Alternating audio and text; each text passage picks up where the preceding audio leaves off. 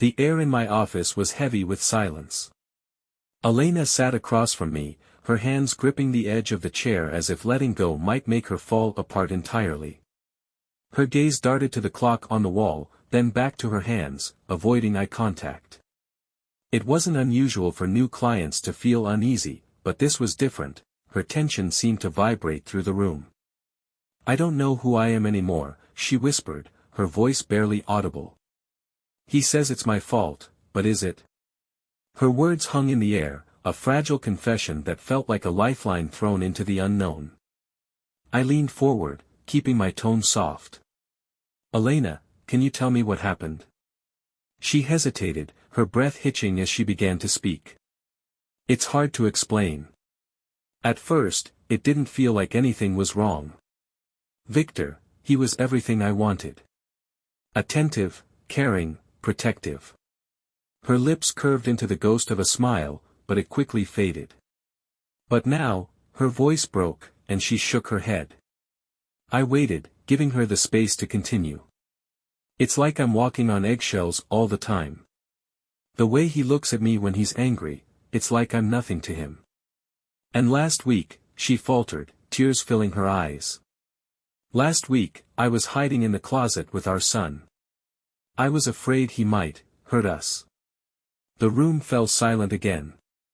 My heart ached for her, but I knew my role wasn't to pity, it was to guide her through the storm. "Elena, that sounds terrifying. You did the right thing by coming here." She nodded but didn't seem convinced. "I feel so stupid. I should have seen this coming. But it wasn't always like this. He used to be so different." I encouraged her to start from the beginning, to tell me about Victor and their relationship. "It was like a dream," she said, her voice steadier now. "When we first met, he was charming. He'd show up at my work with flowers, surprise me with weekend getaways. Everyone said I was lucky. He treated me like a queen. And I believed it, every word, every promise he made. But then," she hesitated, her fingers twisting together. I waited. These pauses often held the most unspoken truths. After we got married, things started to change. Slowly. It wasn't anything obvious at first. He'd make little comments, like, "Are you really wearing that?" or, "Maybe you should try harder to look nice for me." I thought he was just being honest, you know.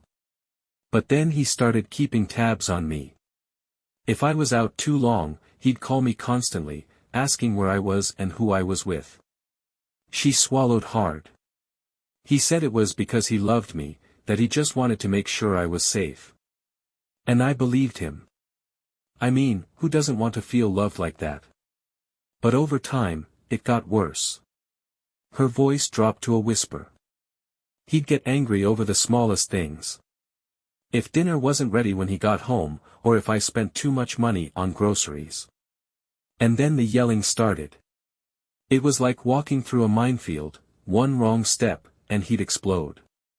I could see the pain etched on her face, the way she shrank into herself as if she could disappear. "Elena," I said gently, "you're not alone in this. What you've been through, what you're still going through, it's not your fault. Abuse often starts small and builds over time, making it hard to recognize until it feels impossible to escape." She looked at me, her eyes filled with a mix of hope and doubt. "But what if it is my fault? What if I'm not good enough, and that's why he's like this?" I leaned forward, meeting her gaze. "Victor's behavior is not a reflection of your worth. It's a reflection of his need to control and hurt. No one deserves to be treated the way he's treated you, and there is a way out of this cycle. You've already taken the first step by coming here." She nodded slowly, tears streaming down her face.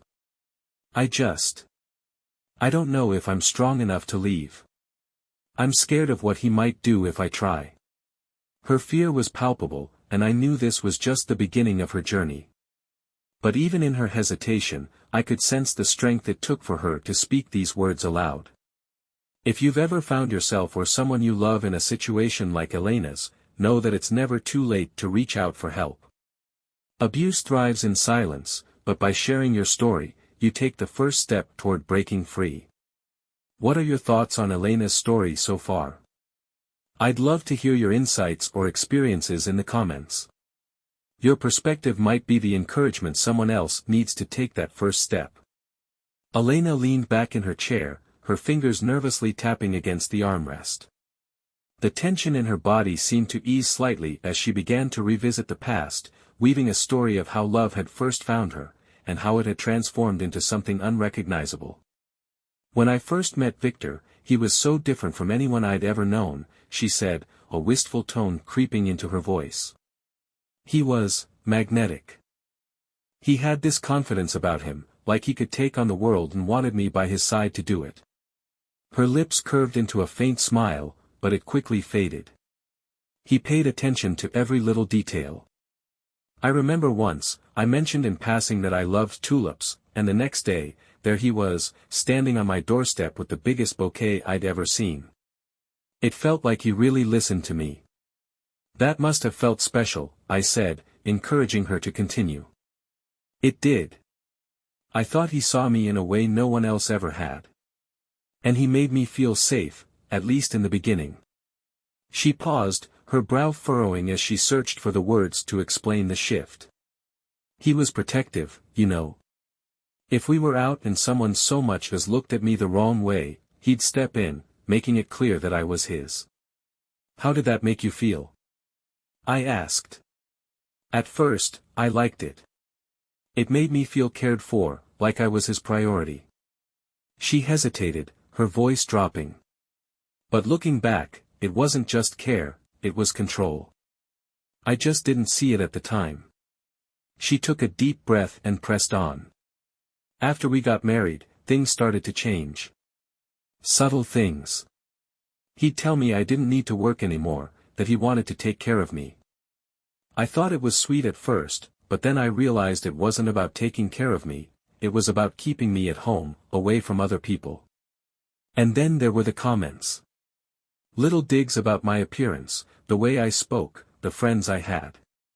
He'd say things like, "You don't really need to wear that much makeup, do you?" Or, "Why don't you spend more time with me instead of gossiping with your friends?" At first, I thought he was just trying to help me be a better version of myself. But over time, I started to feel like I wasn't good enough just as I was. Her voice trembled as she continued. He'd frame everything like it was for my own good, and I believed him. I thought, he loves me, so he must be right. And the worst part is, he always knew exactly how to say things to make me doubt myself, to make me feel like I needed him to guide me. I nodded, understanding the patterns she was describing. That kind of manipulation can be incredibly hard to spot when you're in the middle of it.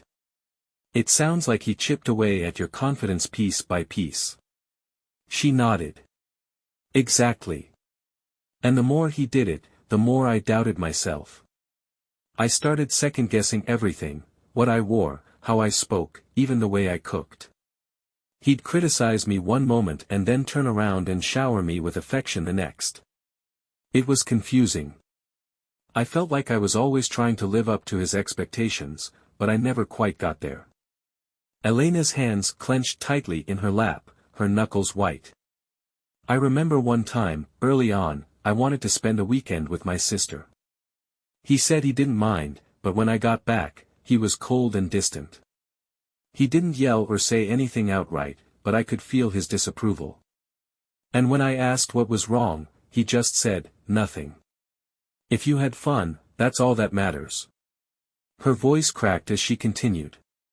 It made me feel guilty, like I'd done something wrong even though he hadn't told me not to go. After that, I stopped making plans without asking him first. It just seemed easier that way. I could see the pain in her eyes, the weight of years of self-doubt and guilt. Elena, it sounds like Victor used subtle tactics to make you feel small, to make you depend on his approval.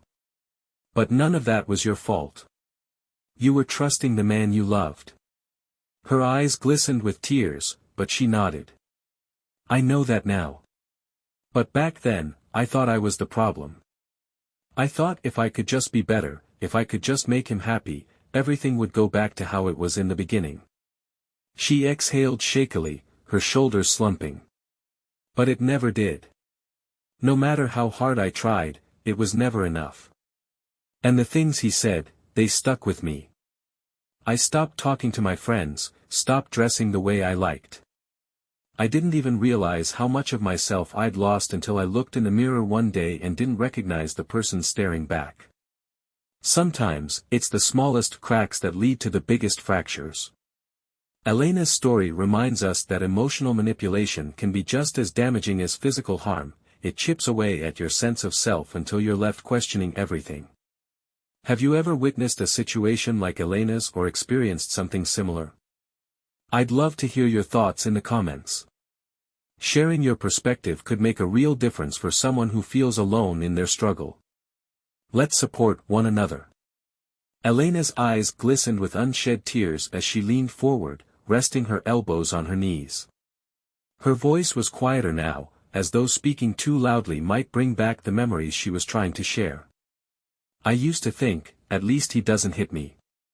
That thought became my anchor, my way of convincing myself that it wasn't as bad as it felt. But then he did. She looked down, studying her hands as if they held the answers to a question she hadn't asked. It started with yelling, and I told myself it was normal, everyone argues, right? But his anger would escalate so quickly. One minute, we'd be talking about something small, and the next, he'd be screaming, his face inches from mine. I felt like I couldn't even breathe without making him angry. What did he get angry about? I asked gently. Everything. Nothing. Her shoulders slumped. Once, it was because I forgot to pick up his favorite coffee from the store. Another time, it was because I didn't answer my phone while I was bathing our son. He said I was ignoring him on purpose, that I didn't respect him. The pause that followed felt endless. I gave her the space to continue, knowing that breaking the silence would come on her terms. The first time he grabbed me, it was over something ridiculous. I don't even remember what started it. He was yelling, and I tried to walk away, to go to the other room, but he wouldn't let me. He grabbed my arm so hard that I thought it might break. Her hand moved instinctively to her arm, as if she could still feel the bruises. What happened after that? I asked softly. Her laugh was bitter, devoid of any humor. He apologized. He said he didn't mean to hurt me, that he just lost control for a moment. And I believed him. He was so convincing, crying, promising it would never happen again. He even bought me flowers the next day. But then it did happen again. And again. She took a deep breath, her fingers twisting nervously in her lap. I started to feel like I was walking through a minefield. If I said the wrong thing, if I didn't predict what would set him off, it would end with him yelling, throwing things, or grabbing me. But he was always careful, he never left bruises where people could see them. It was like he knew exactly how to keep me from telling anyone. How did you cope with all of this? I asked, trying to help her process what she'd endured. I told myself it wasn't that bad. That as long as he didn't hurt our son, I could handle it. But there were moments when I wanted to leave, moments when I thought, this isn't what love is supposed to feel like. Her voice cracked as she continued. I even packed a bag once. I was ready to go. But then he came home early, saw the suitcase, and I'll never forget the look in his eyes. He didn't yell or grab me that time. He just sat down and started crying, saying he couldn't live without me, that he'd change. He begged me to stay for our family's sake. And I did. Because I was scared. And because part of me still wanted to believe he could change. She wiped her eyes, her expression torn between anger and sadness. But the worst part was when he started taking his anger out on our son. It wasn't physical, at least, not yet, but the way he'd yell at him, make him cry over little things, it broke me. What did that make you realize? I asked, sensing a shift in her perspective. It made me realize that it wasn't just about me anymore. I could take it, at least, that's what I told myself, but I couldn't let him do the same thing to our son. I couldn't let him grow up thinking that this is what love looks like. She paused, her expression conflicted. But even then, I didn't know what to do. I felt so trapped, like I was drowning and couldn't find the surface. Every time I thought about leaving, I'd hear Victor's voice in my head, telling me I'd never make it on my own, that no one would believe me. Her words hung heavy in the air, a testament to the psychological chains that kept her bound.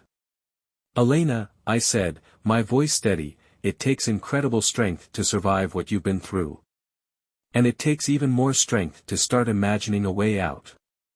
You're not alone in this, and there are people who can and will help you." She nodded slowly, her gaze distant. "I want to believe that. For my son's sake, I need to believe that. Abuse can leave you feeling isolated and powerless, but it's important to remember that no one deserves to be treated this way. If you or someone you know is experiencing something similar, know that there's help available, and that reaching out is the first step toward breaking free." Have you ever felt trapped in a situation where fear outweighed hope? Or do you know someone who has? Please feel free to share your thoughts in the comments. Your voice could be the encouragement someone needs to find their strength. Elena sat quietly for a moment, the tension in her body giving way to a fragile calm as she stared out the window. When she finally spoke, her voice was steady, though tinged with the weight of what she was about to say. "I remember the exact moment I knew I couldn't stay anymore," she said, her hands clasped tightly in her lap. It was a Thursday evening. Victor had come home late, and he was already in a bad mood when he walked through the door.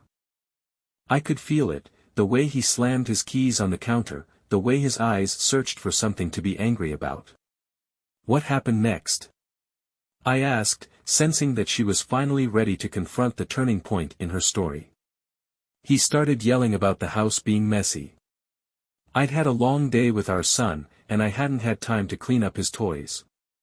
Victor said I was lazy, that I didn't care about how the house looked, about how it made him feel to come home to a place like this." Her voice grew quieter, the memories clearly painful to recount. I tried to stay calm, to explain that I'd been busy, but that just made him angrier. He started shouting, calling me names, and then he threw a plate against the wall. Our son, he was in the next room, and he started crying. She paused, her jaw tightening as she continued. Victor stormed into the room where our son was playing. He didn't hit him, but he started yelling, demanding to know why he was crying. The look on my son's face, it was pure terror. He was just a little boy, and he was shaking, too scared to even answer. Her hands trembled as she spoke, and I could see how deeply that moment had scarred her. That's when it hit me. If I stayed, I wasn't just hurting myself, I was letting my son grow up in a house where fear was normal. I was teaching him that this was what love looked like. And I couldn't let that happen. I nodded, letting her know I understood the gravity of her decision. "What did you do next, Elena?" "I waited until Victor went to bed," she said, her voice firm with resolve. "And then I packed a bag. Just the essentials, clothes for me and my son, some cash I'd been hiding, and our important documents.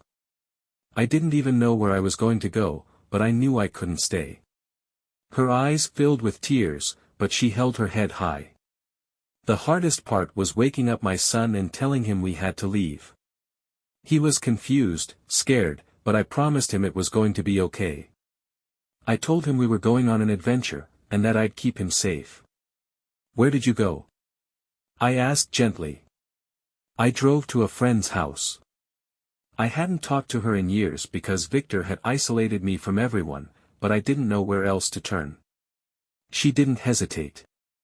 She opened the door, hugged me, and told me I was safe. The relief in her voice was palpable, but so was the pain of what came next. I called a domestic violence hotline the next morning. They helped me find a shelter, gave me advice on how to protect myself legally, and connected me with resources I didn't even know existed. It was overwhelming, but for the first time in years, I felt like I had options. I leaned forward, meeting her gaze. That was such a brave thing to do, Elena. Leaving an abusive relationship is one of the hardest steps to take, but you did it, for yourself and for your son. She nodded, a faint smile breaking through her tears. It wasn't easy, though. Even after I left, I doubted myself. Victor kept calling, leaving messages saying he'd changed, that he'd do anything to make it right. But I knew it was just another lie. I couldn't let myself believe him again. What helped you stay strong? I asked. My son, she said without hesitation. Every time I thought about going back, I looked at him and reminded myself why I left in the first place. He deserved better. I deserved better. The strength in her voice was undeniable now, and I could see how far she'd come since that night. When Elena paused, I offered her a moment of reflection. It sounds like you found your strength in the most difficult of circumstances. That's no small thing, Elena. What you've done takes incredible courage. She smiled faintly, her shoulders relaxing just a little. I still have a long way to go. But for the first time in years, I feel like I can breathe again. Like I have a chance to build a life that's safe, for me and my son. Breaking free from an abusive relationship is never easy, but as Elena's story shows, it is possible. It starts with recognizing that you deserve to live without fear, and it takes courage to reach out for help. Have you ever helped someone through a tough situation like this, or do you have advice for someone who might be feeling trapped? Your thoughts could inspire someone who needs to hear them. Please share your perspective in the comments, I'd love to hear from you. Elena sat straighter in her chair, her face framed by an expression I hadn't seen before, resolve. Though the weight of her story still lingered, there was a spark of strength in her eyes, a quiet determination that had begun to take root. I didn't think I'd get this far, she said softly. When I left Victor, I felt like I was free-falling, like I didn't know where I was going to land. But now I feel like I'm starting to find my footing again. Her journey hadn't been easy. Over the past few weeks, she'd shared moments of doubt and fear, but also small victories, applying for a job, reconnecting with her sister, and seeing her son smile again without the shadow of fear hanging over him. What's been the most challenging part of starting over? I asked, curious about her thoughts. She smiled wryly, folding her hands in her lap. Everything. Finding a place to live, figuring out how to pay bills on my own, explaining to my son why we left without making him feel like it was his fault. Some days, it feels like too much. But then I remind myself why I'm doing this. Her voice grew steadier as she spoke. The hardest part has been rebuilding my confidence. Victor's voice is still in my head sometimes, telling me I'm not good enough, that I'll never make it on my own. But every day, I prove him wrong. I nodded, encouraging her to continue. What helps you push through those moments of doubt? My son, she said with a soft smile. When I see him playing, laughing, being a kid again, I know I made the right choice. And therapy has helped a lot too. She gave me a grateful look, her smile reaching her eyes for the first time. Talking to you, figuring out how I got here, and how I can move forward, it's been a lifeline. Elena paused, her gaze turning reflective. You know, it's funny. When I first left, I thought my life was over. But now, I realize it's just beginning. I'm learning to make decisions for myself again, to trust my instincts. I even started taking a class at the community college, something I never would have done when I was with Victor. Her excitement was contagious, and I found myself smiling along with her. That's incredible, Elena. What are you studying? Business administration, she said with a hint of pride. It's something I've always been interested in, but Victor, he didn't think it was worth my time. He'd say, why bother? You'll never be good at it. But now, I'm doing it for me. And I'm actually good at it. Her voice brimmed with confidence, a stark contrast to the uncertain woman who had first walked into my office. I'm not just surviving anymore. I'm starting to thrive. And it feels good. The conversation shifted to her son, a topic that always brought warmth to her tone. "He's doing better too," she said, her face lighting up. "At first, he had nightmares about Victor yelling, but now he sleeps through the night. He's making friends at school, and he told me the other day that he likes our new home." I could see the relief in her expression as she continued. "He still asks about his dad sometimes. I try to be honest with him, but it's hard. I don't want to speak badly about Victor, but I also want him to understand why we had to leave." "You're doing the right thing by being honest with him," I said gently. "Children are resilient, and with your love and support, he'll continue to heal." Elena nodded, her smile tinged with gratitude. "I hope so. I just want him to grow up knowing what love really looks like. And I want him to know that he doesn't have to repeat the patterns he's seen." Her words were a powerful reminder of the ripple effects of abuse, but also of the strength it takes to break the cycle. As our session drew to a close, I asked Elena what she was most proud of in her journey so far. She thought for a moment before answering. "I'm proud that I didn't give up. Even when it felt impossible, I kept going. And I'm proud that I'm teaching my son to believe in himself, to know that he's worthy of love and respect." Her eyes met mine, filled with quiet determination. "I know I still have work to do, but for the first time in a long time, I feel hopeful. And that's enough to keep me moving forward." Elena's story is one of resilience, a testament to the strength it takes to break free from abuse and rebuild a life filled with hope. Her journey reminds us that healing is possible, even in the face of immense challenges. Have you ever witnessed someone's transformation after a tough time, or experienced your own journey of starting over? I'd love to hear your thoughts. Your comments might inspire someone who's just beginning their own path to healing. Let's share and support each other. Your voice matters.